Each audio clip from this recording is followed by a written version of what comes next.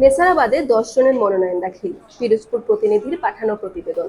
দ্বিতীয় ধাপের উপজেলা পরিষদ নির্বাচনে নেসারাবাদের চেয়ারম্যান, ভাইস চেয়ারম্যান ও মহিলা ভাইস চেয়ারম্যান পদে মোট ১০ জন প্রার্থী মনোনয়ন দাখিল করেছেন। চেয়ারম্যান পদে ৩, ভাইস চেয়ারম্যান পদে ৫ জন, এছাড়া মহিলা ভাইস চেয়ারম্যান পদে ২ জন রয়েছেন। কাউখালী ও নেসারাবাদ উপজেলা পরিষদ নির্বাচনে রিটার্নিং অফিসার সৈয়দ শফিকুল হক এ তথ্য নিশ্চিত করেছেন। চেয়ারম্যান পদে যারা মনোনয়ন দাখিল করেছেন তারা হলেন এস এম মইদুল ইসলাম, আব্দুল হক, রনি দত্ত। এস এম মইদুল ইসলাম নেসারাবাদ উপজেলা আওয়ামী লীগের সাধারণ সম্পাদক পদে রয়েছেন। তিনি এ উপজেলার সাবেক উপজেলা চেয়ারম্যান। মোহাম্মদ আব্দুল হক বর্তমান উপজেলা চেয়ারম্যান। এছাড়া চেয়ারম্যান পদে অপরজন রনি দত্ত নেসারাবাদ উপজেলা পরিষদের বর্তমান ভাইস চেয়ারম্যান। তিনি এ নির্বাচনে উপজেলা চেয়ারম্যান পদে মনোনয়ন কিনেছেন। ভাইস চেয়ারম্যান পুরুষ পদে যারা মনোনয়ন দাখিল করেছেন তারা হলেন মোহাম্মদ শফিকুর রহমান, মোহাম্মদ শহীদুল ইসলাম মিন্টু, শিশির কর্মকার, সোহাগ মিয়া, রাজীব সেন।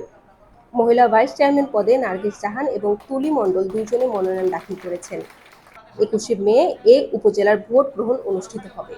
Barishal dot news.